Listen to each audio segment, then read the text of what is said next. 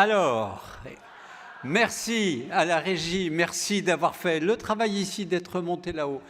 Cette boucle d'oreille qui a été effectivement perdue ce matin, ramassée par l'un d'entre nous, est là. Elle se présente sous la forme d'un trapèze compliqué avec deux couleurs, blanc et noir. Si personne ne la revendique, je la garde dans ma poche, mais ce n'est pas la vraie raison. Oh là, il y a 4 personnes qui la revendiquent, l'affaire est tendue. Merci beaucoup, et vous pourrez faire un sous-groupe.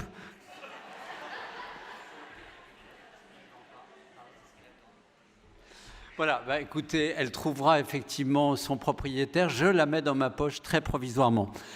Merci beaucoup à vous qui étiez avec nous de nous avoir fait vraiment, dans le beau sens du terme, changer d'air, changer de rire.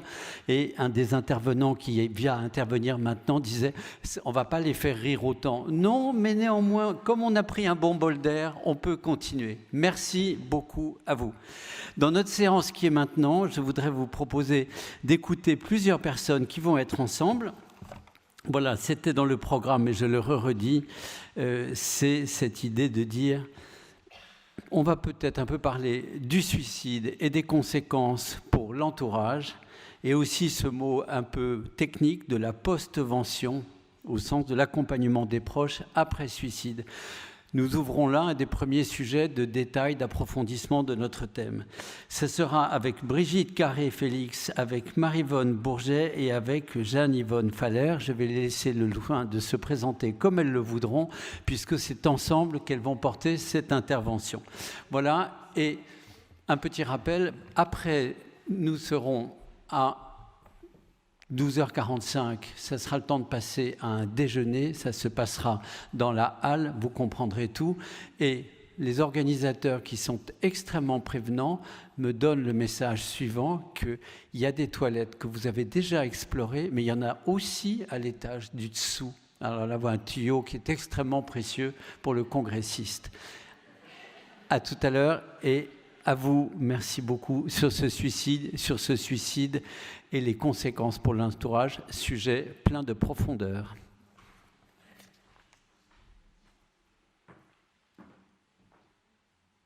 Donc, on va vous parler du...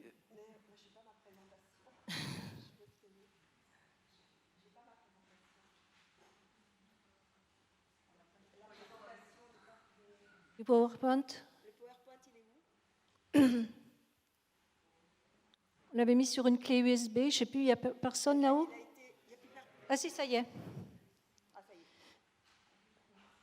Donc le collectif Vivre son deuil Bretagne, on va vous le présenter d'abord. Alors c'est un collectif qui est...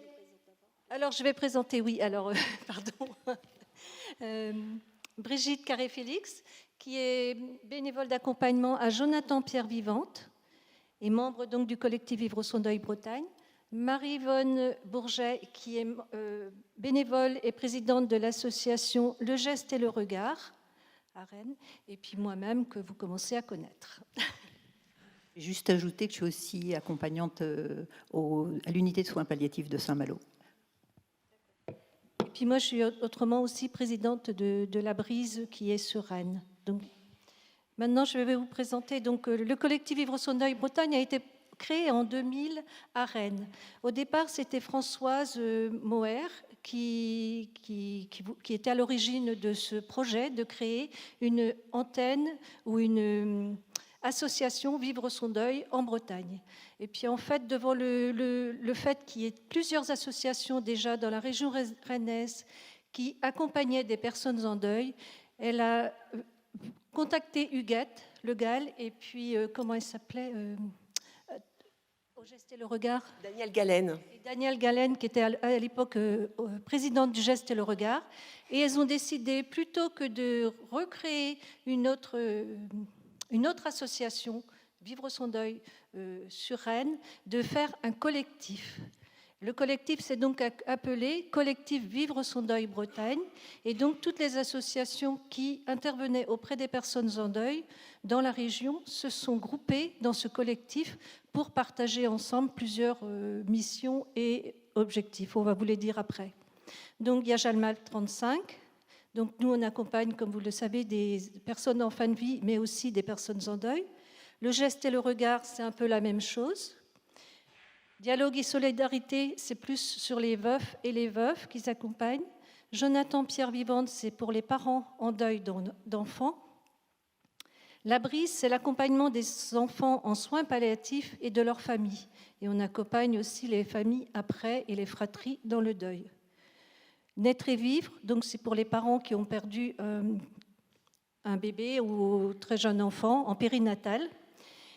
Et donc la Fédération européenne Vivre son deuil, qui était aussi, faisait partie de ce collectif et qui en fait toujours d'ailleurs partie. Ça a été créé, donc, comme je vous disais, par Françoise Moher et Huguette Le Gall. Elles sont toutes les deux décédées en avril et en septembre dernier, 2022. Et donc, voilà. Actuellement, nous sommes 6 associations membres. Oui. Les objectifs du collectif Vivre son deuil, c'est vraiment de mieux répondre aux besoins des personnes en deuil et de prévenir les deuils compliqués. Favoriser la rencontre entre les bénévoles d'accompagnement et les professionnels concernés par la mort et le deuil. C'est aussi faciliter l'échange pour ne plus faire de la mort et du deuil un tabou et contribuer à une réflexion philosophique et éthique autour de la mort et du deuil. Les actions du collectif, on a mené beaucoup d'actions avec le collectif. L'orientation des personnes en deuil vers les associations en vue d'un accompagnement individuel et ou collectif. L'organisation d'événements et de thèmes de la mort ou du deuil tout au long de l'année, des ciné-rencontres, des cafés deuil, des temps de mémoire. Création et mise en œuvre d'un cycle de rencontres, la mort en représentation, que l'on faisait tous les ans et à partir de supports artistiques. Et la formation post-vention, donc l'accompagnement des personnes après un suicide.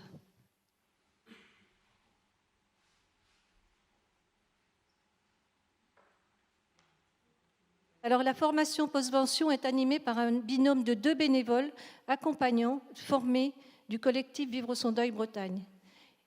Cette formation est à l'attention des personnes confrontées au suicide dans leur milieu professionnel ou associatif, pour les élus, les pompiers, les professionnels du médico-social et les bénévoles des associations. Les prérequis, c'est une formation à la prévention du suicide et évaluation de la crise suicidaire et orientation. Le programme de la formation sur une journée est élaboré par les membres du collectif Vivre son deuil Bretagne. Les chiffres. En Bretagne, les suicides et tentatives de suicide en Bretagne sont très importants. 680 Bretonnes se suicident chaque année.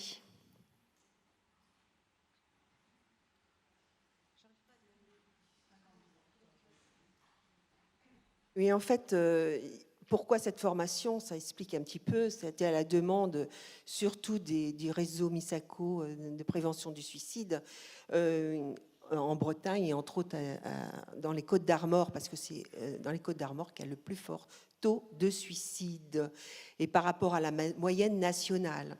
Donc la Bretagne est vraiment très très touchée par ce suicide, par les suicides.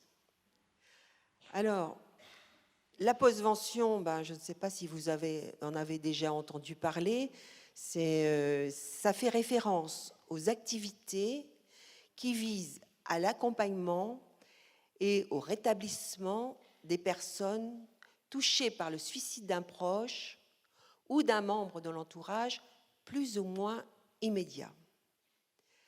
Alors, elle englobe plusieurs mesures, d'une part pour soutenir les personnes concernées par le suicide d'un proche ou d'un membre de leur entourage. Et puis cette formation, puisqu'elle s'adresse à des professionnels, des bénévoles, donner aussi des informations sur les ressources et les réseaux existants pour pas qu'ils ne se sentent démunis par rapport à ces accompagnements dans leur milieu professionnel ou dans leurs associations respectives. Voilà. Alors, à qui s'adresse la postvention? Alors, l'Organisation mondiale de la santé, elle a préconisé que les programmes de postvention assurer une intervention sur 3 niveaux. Alors les interventions ciblées, on va voir en quoi ça concerne, les interventions sélectives et les interventions universelles. Alors les interventions ciblées visent les personnes exposées au suicide, les endeuillés, l'entourage proche, et surtout les témoins du geste ou du corps inanimé de la personne. Les interventions sélectives, quant à elles, visent les personnes les plus vulnérables. Alors elles n'appartiennent pas nécessairement au réseau de la personne suicidée, mais pour lesquelles l'impact du suicide rejaillit sur une vulnérabilité préalable, problèmes de santé mentale, dépendance à une substance psychoactive, antécédents traumatiques ou de risques suicidaires, et qui peuvent être donc encore davantage fragilisés par sa survenue.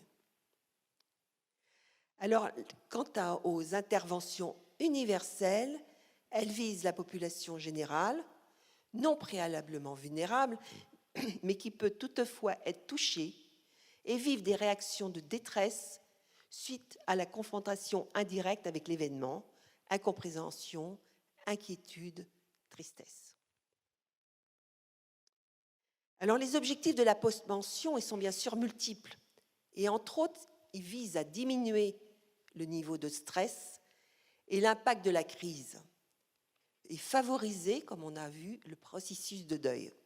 Et tout ça afin d'éviter la contagion et ainsi prévenir d'éventuels suicides suite au décès du proche par suicide. Alors, le deuil par suicide, il y a des spécificités. C'est avant tout un deuil traumatique, pouvant pour certaines personnes, pas pour tous, entraîner un syndrome de stress post-traumatique. Ce qui va perturber le deuil normal, entre guillemets. Allongement du processus de deuil, réaction plus forte des endeuillés, qu'on verra tout à l'heure. Alors, pourquoi? Parce qu'il y a cette violence toujours présente pour l'approche. Violence de l'acte, car bien sûr atteinte à la vie, et violence aussi des images réelles ou supposées. L'imaginaire peut aussi être très violent. D'où l'importance pour les personnes d'en parler juste après, afin d'éviter des images obsessionnelles. Donc le public le plus exposé par rapport à cette violence, ce sont les témoins du geste ou du corps mutilé de la personne et les endeuillés, famille, amis, collègues, voisins, c'est-à-dire les personnes significatives qui ont eu un lien fort avec le défunt. D'où l'importance du débriefing, pouvoir en parler de suite, d'exprimer son vécu, l'émotion ressentie. On parle de ventilation des émotions. Et puis, ça permet aussi pour les personnes qui sont accompagnants de repérer les personnes les plus vulnérables. Alors, les personnes les plus vulnérables, parce que ça permet tout ça de diminuer le stress et l'impact de la crise, d'éviter le syndrome de stress post-traumatique et de favoriser le processus de deuil. Alors là, puisqu'on dans la formation, on s'adresse à des possibles annonceurs, des élus, des pompiers, des gendarmes, etc. Et puis, donc, la vigilance, elle doit être par rapport aux personnes pas forcément concernées au niveau du lien. Mais on suppose qu'il peut y avoir, au niveau de l'annonce, une vulnérabilité. Alors, les réactions immédiates, on va les voir tout à l'heure, ce sont bien sûr une protection psychique pour ne pas s'effondrer. Alors, souvent, les annonceurs, les pompiers, maires, etc., se sentent rassurés s'il n'y a pas de réaction immédiate.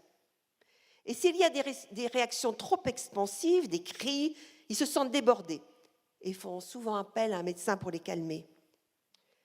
Or, si on est en présence d'une personne fermée sur elle-même, se repliant sur son corps pour ne plus rentrer en lien avec le monde, il faut aller à sa rencontre, car elle ne va pas aller vers les autres. Une grande vigilance est nécessaire aussi par rapport à l'annonce qui est présent dans la maison, parce qu'il y a des enfants. Ne pas vouloir aller trop vite aussi dans l'accompagnement. Il n'a pas souffert, ne vous inquiétez pas. L'important, c'est de permettre à la personne de s'exprimer. L'écoute et la présence sont essentielles. Et puis surtout, au niveau de l'annonce, pouvoir aussi faire appel à des personnes de son entourage afin de ne pas la laisser seule. Alors, il y a aussi de la vigilance dans le temps, mais on le verra tout à l'heure, d'où l'importance de connaître les réactions émotionnelles dans le cheminement du deuil après suicide. Donc, on va voir maintenant les effets et conséquences du suicide sur l'entourage.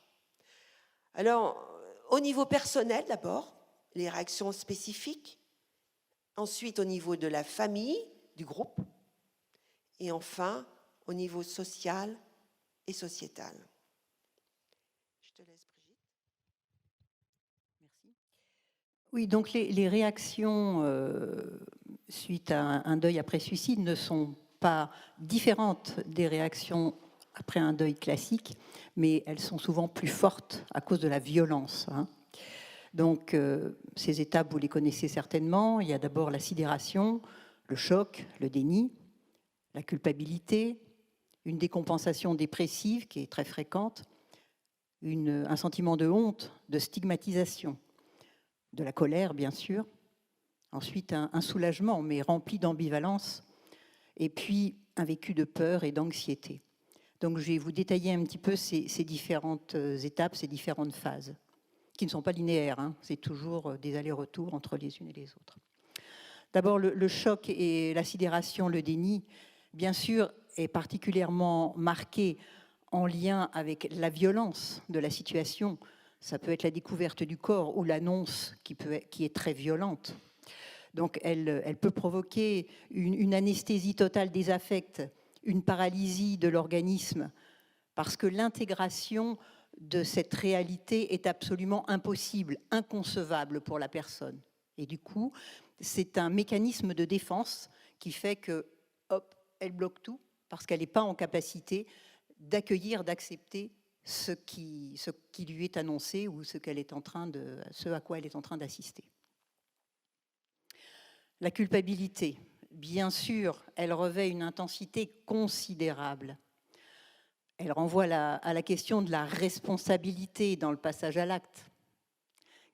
Je pense qu'aucun endeuillé suite à un suicide n'en fait l'économie. Elle possède une dimension, par contre, paradoxalement structurante. C'est-à-dire qu'elle agit comme un garde-fou sur la santé mentale face à l'aspect effrayant d'un passage à l'acte inexplicable. En se sentant ou se nommant comme responsable du suicide de son proche, c'est une manière un peu de donner un sens à l'acte et du coup de rassurer d'une certaine façon son psychisme qui ne supporte pas ce côté inconcevable et cette absence totale de sens. J'ai pas dit la dernière phrase. Voilà, non, si c'est ce que je viens de dire. Pardon. Voilà. Donc la culpabilité, elle a trois conséquences majeures. C'est qu'elle nous renvoie toujours à cette quête du pourquoi. Alors,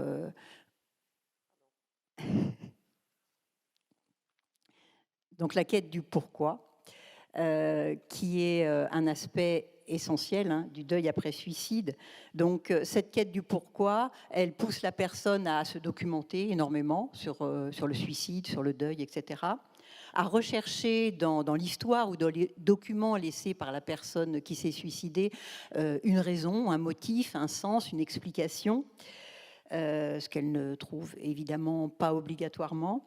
Et cette étape, elle est indispensable. Hein. Elle fait partie du cheminement. Il ne faut surtout pas la bousculer, il faut la respecter parce qu'elle fait partie du cheminement et c'est progressivement, quand la personne va réussir à lâcher cet espoir d'une explication, que son cheminement dans le deuil, que son deuil va pouvoir avancer. Mais il y a besoin de temps et il faut respecter cette étape. Ensuite, la deuxième conséquence, c'est le renforcement du retrait social.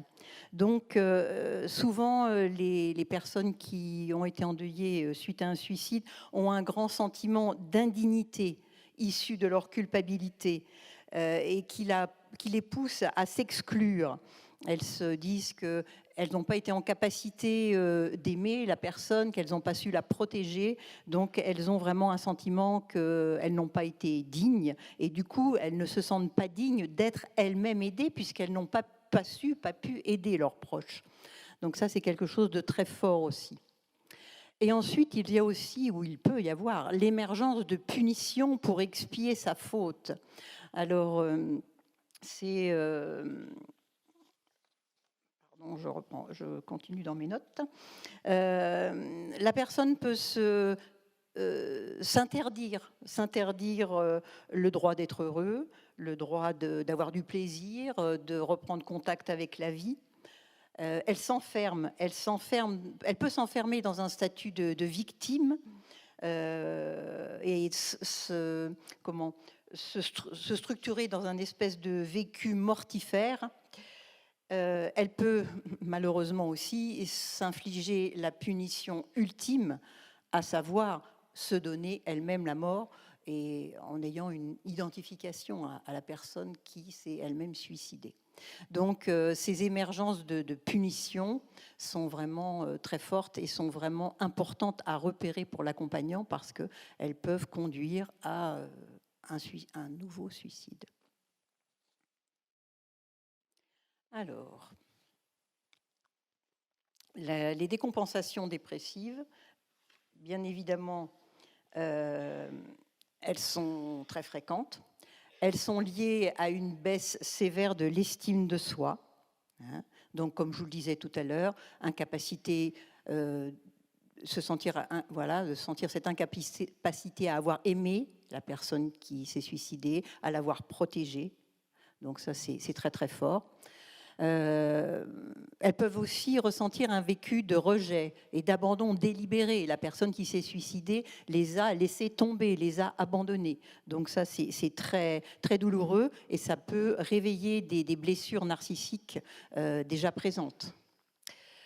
Ça provoque aussi une perte de sens de l'existence. La personne perd complètement pied, ne trouve plus aucune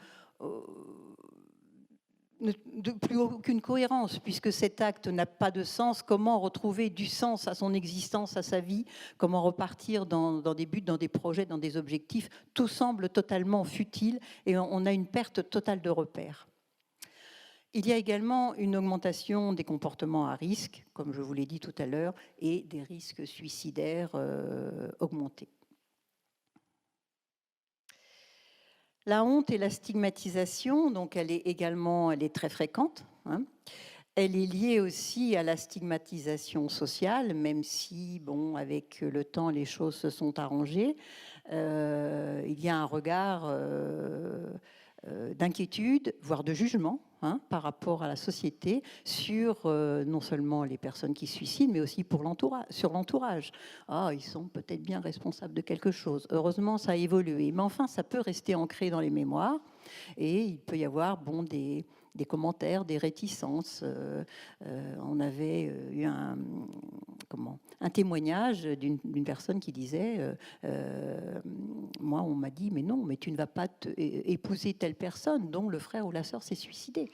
Imagine, il y a quelque chose de pathologique dans cette famille pour que ce soit arrivé. Donc, il y a vraiment une stigmatisation qui est très lourde à porter. Donc, cette honte, elle expose à une sous-utilisation des réseaux de soutien parce qu'on a peur du jugement. hein. On a peur voilà, du regard de l'autre. Donc on s'enferme dans un silence sur les circonstances du décès, hein. On est même parfois amené à inventer, hein, un autre scénario, ce qui bien évidemment n'est pas sans risque, parce qu'on construit, on crée des secrets de famille qui ont bien sûr des effets délétères, hein, sur le transgénérationnel, on le sait. Certains essaient de racheter, de se racheter pour tenter d'annuler justement ces réseaux négatifs. Donc ils peuvent se positionner en sauveur, hein.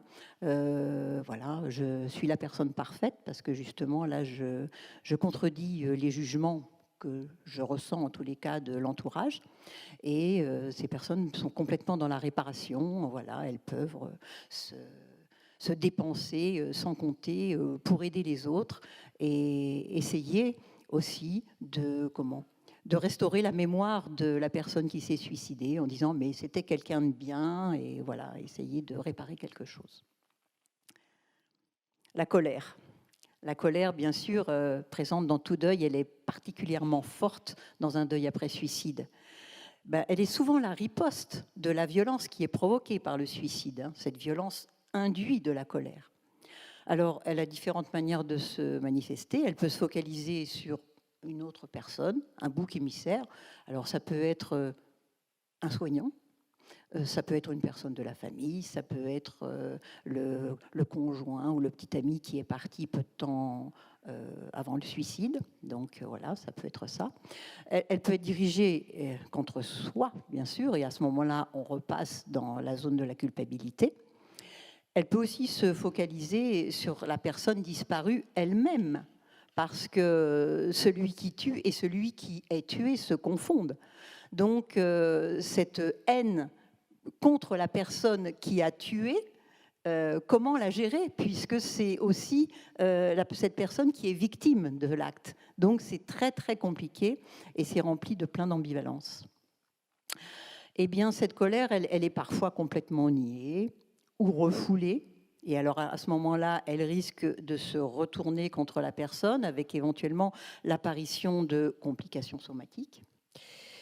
Et parfois, au contraire, la personne revendique avec force sa colère et l'exprime haut et fort, mais elle est toujours liée à de l'ambivalence parce que derrière la colère se pointe toujours cette culpabilité. Le soulagement et l'ambivalence, eh bien, c'est un constat qui est vraiment très difficile à avouer et qui est aussi rempli d'ambivalence, parce que ce suicide, ça peut être vécu comme la fin d'un calvaire. En effet, parfois, avant le suicide, il y a eu des moments très, très difficiles à vivre dans la famille. Des crises, des hospitalisations, des tentatives de suicide à répétition, des comportements chaotiques, des vécus traumatisants qui ont mis en péril tout l'équilibre familial. Et ce suicide vient mettre fin à tout ça et apporter un certain apaisement. Mais cet apaisement, il est rempli de la culpabilité, parce que comment être soulagé par la disparition de ce proche, c'est très ambivalent. Le vécu de peur et d'anxiété est aussi très fort, parce qu'on a un ébranlement de sa sécurité fondamentale à exister. Évidemment, on a peur que de nouveaux suicides se produisent dans l'entourage, que de nouvelles catastrophes nous touchent, et ces sources de fragilité, de vulnérabilité. Comment reprendre confiance? On a une méfiance à aider à nouveau. Par exemple, quand son conjoint s'est suicidé, comment réussir à se réengager dans une nouvelle histoire sentimentale sans craindre à nouveau d'être abandonné? C'est très compliqué. Pour des parents dont les enfants se sont suicidés, c'est très très compliqué aussi. Évidemment, la culpabilité est là. On remet en question l'éducation qu'on a donnée à ses enfants. On se demande où on s'est trompé. On a peur que les autres enfants aussi commettent cet acte. Et on se demande comment modifier cette éducation si elle n'a pas été bonne pour les autres enfants. Donc on peut passer d'une autorité à, au contraire, un laxisme, voire à une démission parentale. Et évidemment, ça engendre une perturbation familiale très importante, parce que le parent a un gros sentiment d'incompétence. C'est bon. Voilà. Je passe le relais à Marie. Donc, on a vu au niveau personnel les réactions des proches, dont le proche est suicidé. Alors, au niveau de la famille et du groupe, donc les enjeux systémiques, quand il en manque un, le groupe est désorganisé. Bon, ça se passe souvent au niveau des autres deuils aussi. C'est l'image du mobile qui est déséquilibrée quand un élément est manquant. La famille, le groupe va vouloir alors se réajuster. Le père s'est suicidé, le fils ou la fille va vouloir prendre la place. Ou alors la famille ou le groupe peut exploser ou alors se resserrer ses liens. On a vu tout à l'heure, la famille peut aussi avoir une attitude de conspiration du non-dit, générant ainsi un secret de famille, parfois très lourd, que les enfants découvrent plus tard parce qu'on n'a pas dit, justement, dans la famille, que le frère s'était suicidé, que le grand-père s'était suicidé. Ce cercle familial, normalement lieu de sécurité, de confiance, protecteur, se trouve donc ébranlé avec des risques d'accusation sur la genèse de l'histoire. On a vu tout à l'heure, une situation peut devenir un bouc émissaire, celle qui va endosser la cause du suicide. Un membre de la famille, une personne dans le cercle professionnel ou scolaire, une situation familiale. J'ai été amenée à animer un groupe où plusieurs femmes qui allaient quitter leur mari, qui s'est suicidé, sont devenues le bouc émissaire de la famille. Et ça a été très, très difficile pour elles.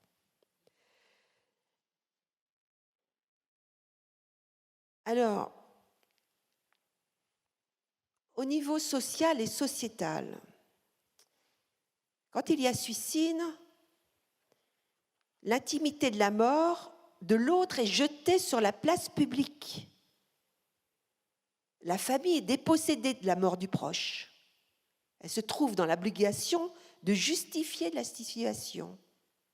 Elle ne sait pas quel vocabulaire employer pour expliquer le décès. Le regard et le jugement verbal et non verbal n'est pas toujours tendre à supporter.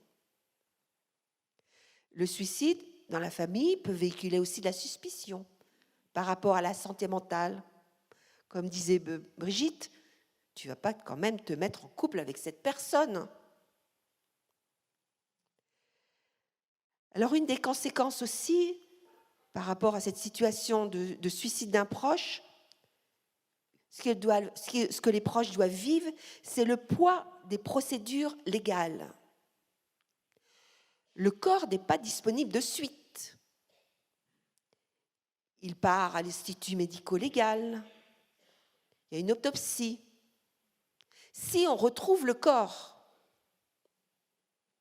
il y a une enquête, des investigations par rapport à des conflits éventuels, des questions intimes sur les relations avec le mort, ce qui peut alimenter des soupçons, ou pour certains un réconfort pour connaître la véritable raison, suicide ou accident. La reconnaissance du corps à la morgue, qui peut être abîmé par le geste. Qui va y aller? Quelquefois, si le corps est trop abîmé, impossibilité de voir le corps. S'il a été reconnu par un autre, se pose alors la question, est-ce qu'il s'agissait bien de mon enfant? Les obsèques sont différées du fait du poids de ces procédures légales. La famille est obligée d'attendre que le corps leur soit rendu. Or, les rituels religieux ou civils sont importants pour ceux qui restent. Ils permettent de rendre hommage au mort en le replaçant dans son histoire de vie. et permettre de dire lors de ce rituel l'histoire de mon fils, de ma fille, de mon mari ne se résume pas à son geste.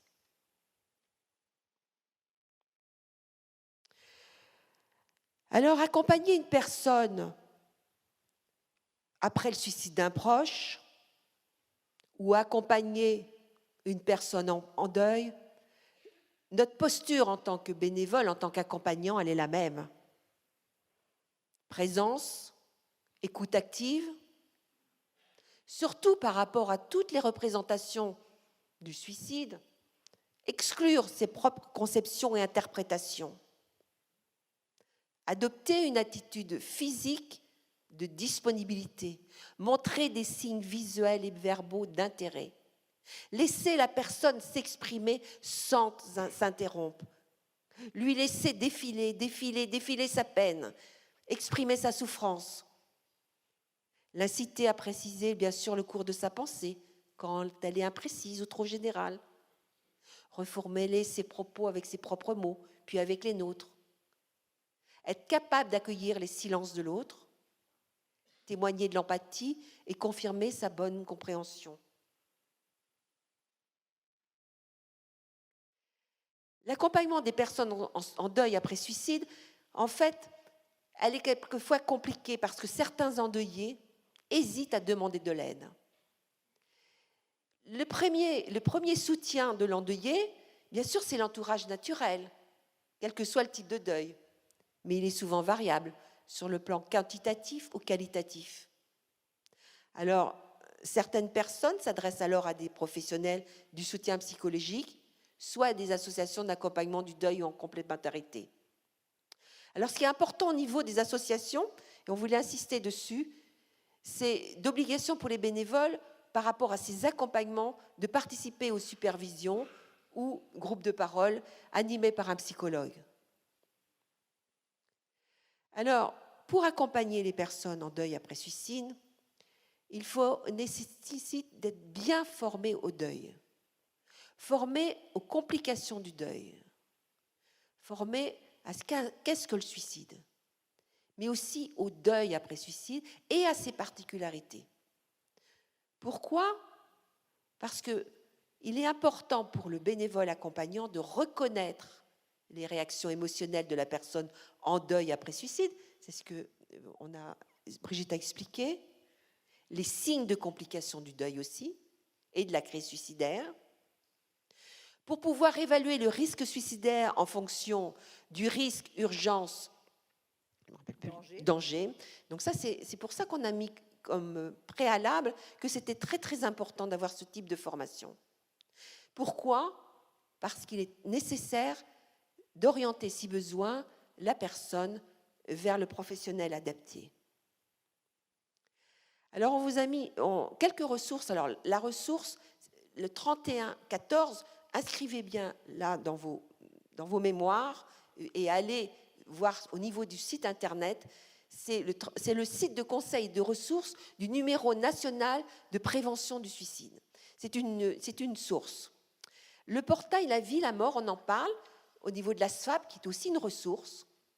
Fédération européenne Vive son deuil, qui est aussi beaucoup de ressources, entre autres de l'accompagnement aussi des enfants, des adolescents, des deuils, des différents types de deuils.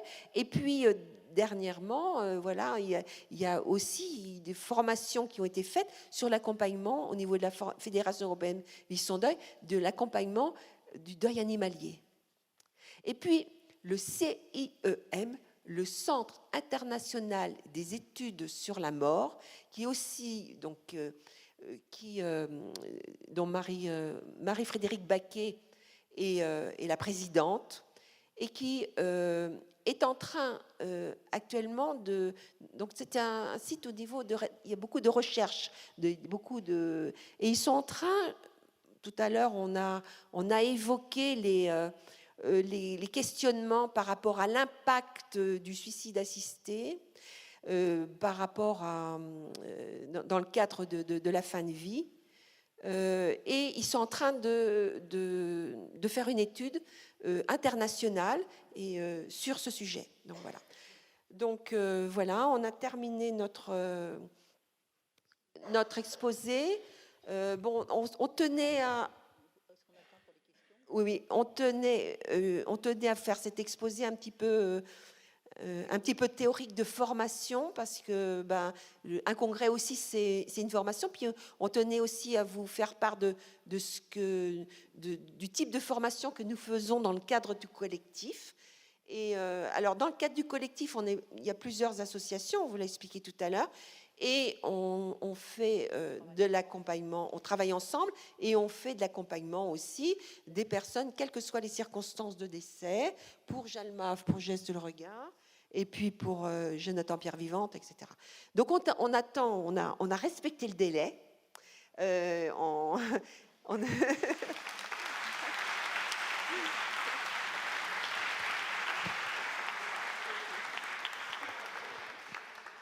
Je ne sais pas s'il y a des questions.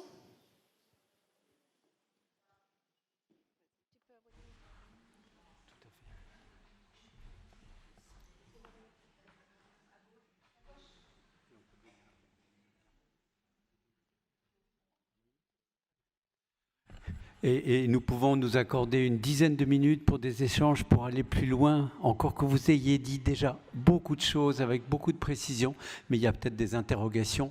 On a une bonne dizaine de minutes pour nous. Oui ? Non, c'était juste un petit complément. Merci beaucoup pour l'intégralité de cet exposé qui était très complet. Merci beaucoup.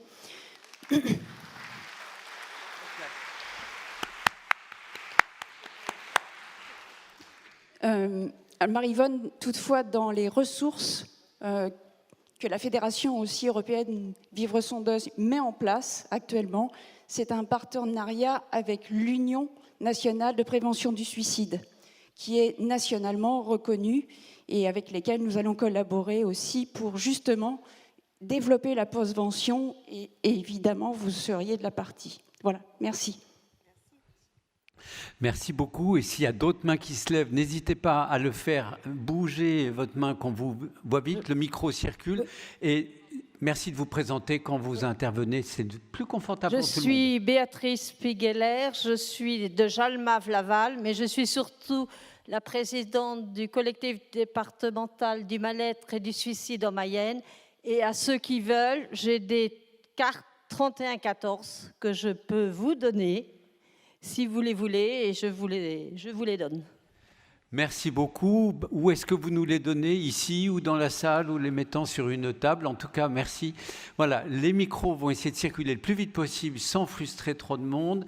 Et on enchaîne. Merci de vous lever. C'est plus confortable. On repère où sont les gens. De vous nommer, ça nous est agréable. C'est à vous. Oui, bonjour. Catherine, Jalmave-Orléans. Je suis restée un petit peu sur ma faim hier soir par rapport à la question comment aborder le problème, annoncer le suicide à des enfants. Et du coup, c'est une invitation à ce qu'elle nous en dise un peu plus. J'aimerais bien savoir. Merci beaucoup d'aller jusqu'au bout. Vous pouvez en dire plus? Est-ce qu'il faut se faire aider par un professionnel, par exemple, si on se sent démuni? Enfin, comment doivent faire les familles qui sont confrontées à ça? Moi, j'étais là hier au soir et j'avoue que la réponse m'a semblé très judicieuse. C'est très difficile de répondre comme ça en général parce qu'il n'y a que des cas particuliers. Et comme Amanda vous l'a dit hier, il serait important qu'on connaisse, qu'on puisse discuter, qu'on connaisse la situation pour éventuellement pouvoir vous aider parce que il n'y a pas d'idée, enfin de réponse générique. Par contre, ce qu'on a dit hier aussi, c'est que la technique du questionnement est vraiment importante. C'est-à-dire demander à l'enfant, bon, toi, qu'est-ce que tu en penses? Essayer d'analyser là où il en est pour ne pas devancer, ne pas mentir, on est d'accord là-dessus, mais ne pas en dire trop non plus, parce qu'il n'est peut-être pas encore en capacité d'intégrer toute la réalité. Voilà, je passe à Jenny qui est plus spécialisée. Mais il est important en fait déjà de savoir ce que les parents lui ont dit, ce qu'il sait lui. en fait, ce que ces enfants-là savent, parce qu'il y a des parents aussi qui ne veulent pas parler de l'acte, du geste qui a été fait aux enfants. Donc vous ne pouvez pas, vous, de votre côté, vous permettre de devancer ces questions. C'est quand même le parent en priorité qui va devoir en parler à l'enfant. Après, si le parent vient vous dit comment il a prévenu l'enfant, vous pouvez travailler avec lui de cette façon, quoi. Mais de nous-mêmes, je pense qu'on ne peut pas se permettre d'avancer auprès des enfants, quoi. Si le micro peut revenir vers Amanda Castello, qui peut-être reprend un commentaire sur le commentaire, à vous. Mais juste dire que, bien sûr, c'est très, très complexe et on n'a pas de solution miracle. Je pense que ce que vient de dire aussi Janie, et puisqu'on dit les intervenantes, c'est il faut être à l'écoute de l'enfant. Et très souvent, c'est souvent des préoccupations que nous avons adultes et que nous projetons en ayant peur que l'enfant peut-être va reproduire un acte parce qu'il a entendu parler de quelque chose. Donc la première chose, c'est accompagner et aller à la vitesse de l'enfant et pas à la nôtre. Et puis parfois dans la vie, parce que parfois il y a des adultes qui ont peur que, alors, comme on a dit tout à l'heure, s'il y a eu dans une famille un suicide, donc peut-être que ça va se reproduire. C'est quand même pas une maladie contagieuse, hein. Donc il faut aussi faire très attention à nos propres peurs. Mais parfois, alors, il peut y avoir dans la vie un élément déclencheur, ça s'appelle comme ça, qui peut être un film qu'un enfant pourra voir, ou peut-être le cas dont il entendra parler, parce qu'il y aura peut-être un suicide, justement, parmi ses petits copains ou parmi d'autres personnes, et ça sera l'élément déclencheur qui pourra alors solliciter des questions. Et là, à ce moment-là, on s'adaptera. Mais ne pas écouter nos propres peurs qui risquent de nous faire anticiper beaucoup trop vite et dangereusement les demandes de l'enfant. Merci beaucoup et merci de cet échange qui se reconstruit de séance en séance. Et s'il y a d'autres points de vue, interrogations ou témoignages, ils sont bienvenus. On y va toujours assez vite. Oui. Christine, Jalmalv Grenoble. Je voulais rajouter une ligne dans les ressources. Il y a un site récent qui a été construit par une équipe du CHU à Lyon, de Levinatier, qui s'appelle Espoir-Suicide. Qui donne des ressources de professionnels et aussi qui référence des associations. Donc Jalmalv Grenoble, on est référencé. Et moi, je vous invite tous, c'est un site qui référence sur toute la France. Et donc, je vous invite tous à référencer vos associations locales sur ce site.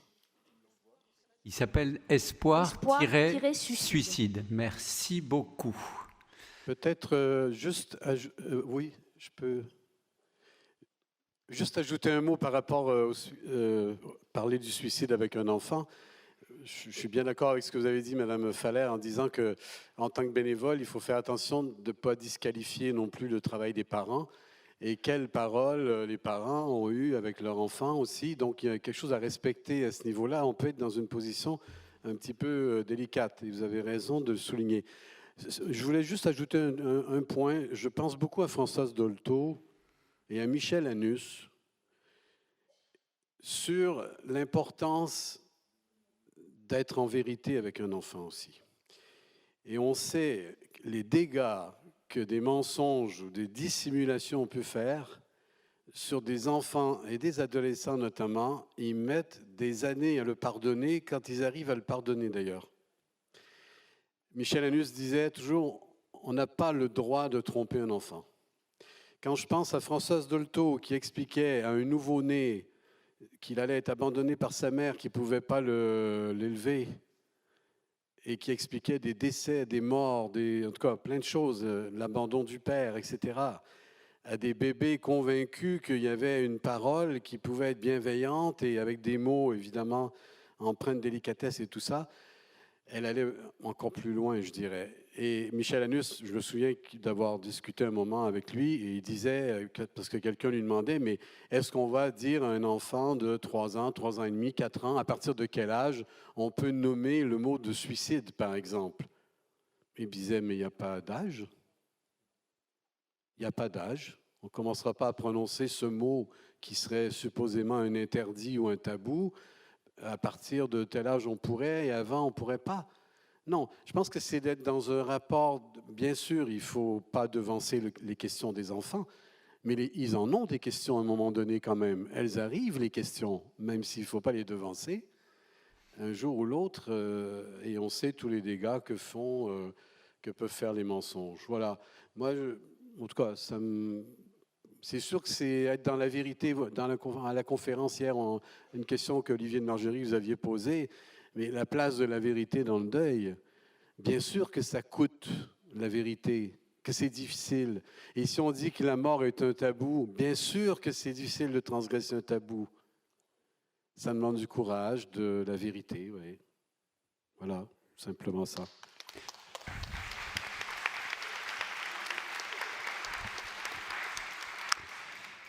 Merci, et incidemment, pour ceux qui écoutent attentivement, il y a des mots qui reviennent depuis hier. Vous n'avez vraiment pas noté tous les mêmes, mais il y en a qui reviennent.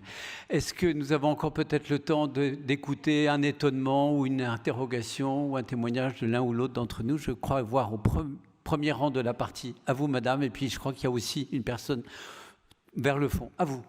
Merci. Moi, je voulais poser une question. En fait, on a entendu tout à l'heure Denis qui nous a dit que la force de Jalmalv, c'était de l'accompagnement au deuil généraliste. Voilà, merci. Et là, on est dans quelque chose de beaucoup plus spécifique autour du suicide. Et d'ailleurs, vous avez exprimé tout au début en fait votre alliance avec différentes associations. Et c'est vrai que nous, là, en Normandie, on se pose la question de la mise en œuvre de groupes, d'accueil. Et je m'interroge vraiment en me disant si j'ai des personnes qui arrivent en exprimant vivre cela, est-ce que Jalmalv est vraiment bien positionné? Est-ce que c'est un premier temps d'accueil et une orientation vers une association plus spécialisée? Ou est-ce que voilà, on intègre le suicide dans le généraliste? Alors nous, dans nos types d'accompagnement, nous accueillons les personnes, que ce soit dans les groupes de parole, des personnes endeuillées, quelles que soient les circonstances du décès. Nous avons, par exemple, le geste de regard et Jalmalv, c'est pareil. Nous ne faisons pas de groupe spécifique de proches touchés par le suicide d'un proche. Or, quand on les reçoit en entretien, des personnes en entretien individuel, justement, souvent, alors c'est aussi le cas dans le cadre des deuils pour enfants, demandent est-ce qu'il y aura que des personnes touchées par le suicide d'un proche? Est-ce qu'il y aura uniquement? Eh bien non. Non. Et pourquoi? Parce que du coup, c'est très très intéressant, cette dynamique, ce travail de deuil qui s'effectue dans le sein du groupe, quelles que soient les circonstances, que ce soit touché par le deuil après une grave maladie d'un proche, touché par le deuil, quels que soient aussi les liens. Et le fait justement d'être confronté aux pères PAIR, qui ressentent les mêmes émotions, bon, quelquefois effectivement plus accentuées, puisqu'on l'a vu dans le cas de suicide d'un proche, eh bien ça leur permet aussi à ces personnes qui sont touchées d'être accompagnées aussi par le groupe et d'être questionnées par rapport à... un exemple, il y a une personne qui s'était, par rapport à une grave dépression, elle était bloquée dans son deuil, elle avait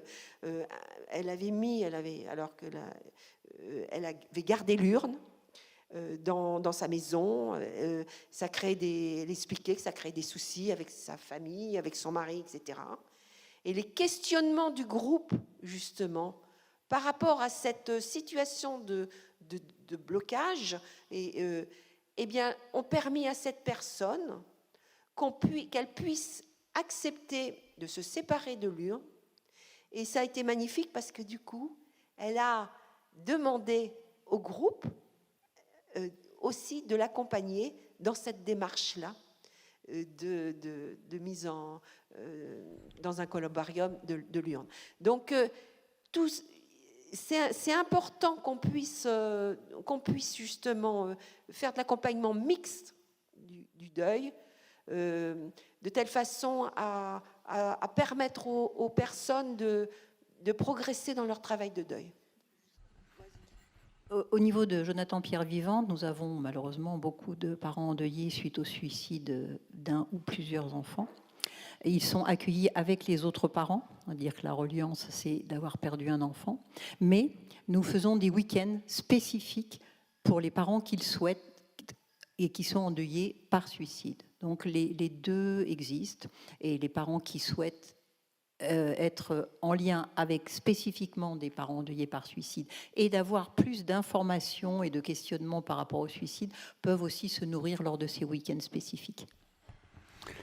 Mais j'ai envie de vous dire merci beaucoup pour les réponses à la question que vous avez posée, madame, là-bas vers le fond, parce que c'est une vraiment bonne question et en fait, elle traverse nos 2 jours.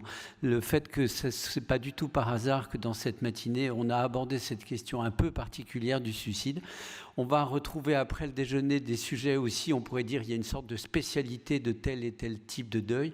Et si on a construit, on va dire, ces journées comme ça, c'est pour répondre à la question que vous posez, qui est de dire finalement, faut-il aller avec certaines spécialisations pour des deuils particuliers ou au contraire, ne faut-il pas y aller et comment faire pour arriver à chaque fois à avoir le bon niveau d'accompagnement sur mesure. C'est une question que je vous propose de garder ouverte parce que vous l'avez posée dès maintenant. En fait, on va la retrouver cet après-midi et on va y retravailler demain. Juste une réponse. Je voulais simplement dire par rapport aux enfants que c'est important qu'ils ne se sentent pas culpabilisés.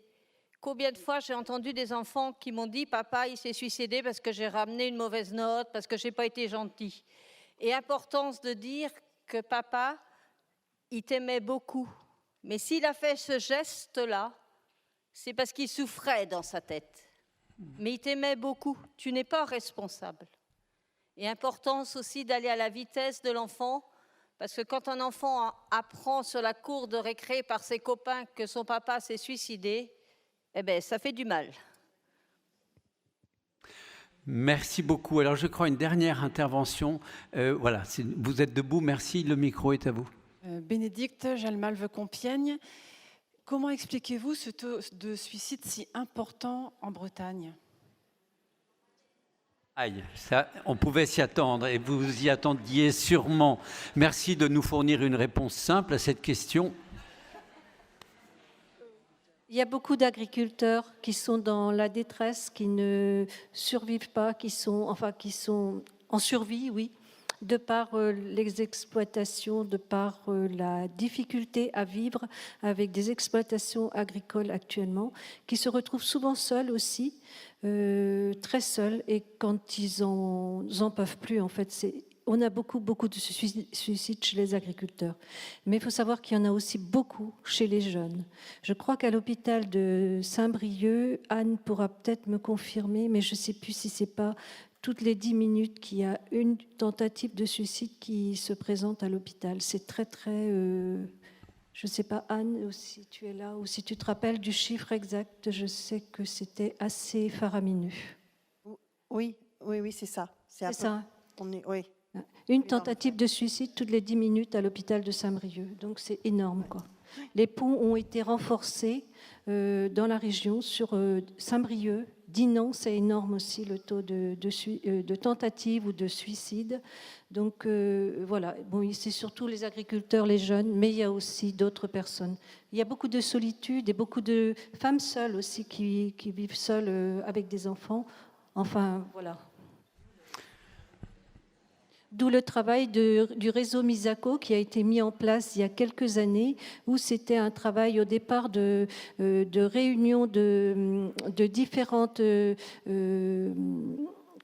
associations, toutes les associations, et aussi des travailleurs sociaux, et qui ont travaillé ensemble pour mettre en place ces formations de prévention à la crise suicidaire. Ils ont été nommés au niveau de la France, je ne sais pas si c'est par l'ARS, l'Agence régionale de santé, c'est ça. Ils ont été choisis parce qu'il y a un fort taux de suicide de manière expérimentale et ils sont en train de former des réseaux sentinelles. C'est-à-dire que le premier niveau de formation, c'est la formation sentinelle. Ce ne sont pas des professionnels ni des accompagnants, c'est le boulanger, le boucher, l'hôtesse d'accueil, enfin des personnes qui sont en contact avec beaucoup de public et qui ont une formation de base pour essayer de repérer des personnes qui seraient en crise ou en risque suicidaire, afin ensuite d'utiliser un réseau qui est également mis en place et qui va pouvoir venir en aide à cette personne qui n'aurait pas été chercher de l'aide, qui n'aurait pas nommé sa souffrance. Voilà, enfin, il y a vraiment un gros travail expérimental. On espère que ça va permettre la réduction de ce fort taux de suicide. En tout cas, à votre question, dont la réponse est difficile à trouver, votre réponse opérationnelle, c'est la force du travail que vous faites en réseau, la nombre de choses qui sont là, à la mesure vraiment de la situation. Alors, pour des raisons de bonne hygiène, il nous faut arrêter, même si c'est quand même passionnant, parce qu'il faut qu'on s'arrête déjeuner pour qu'on puisse continuer avec le calme que nous avons à être prêts pour l'après-midi qui vous demandera, elle aussi, beaucoup d'attention.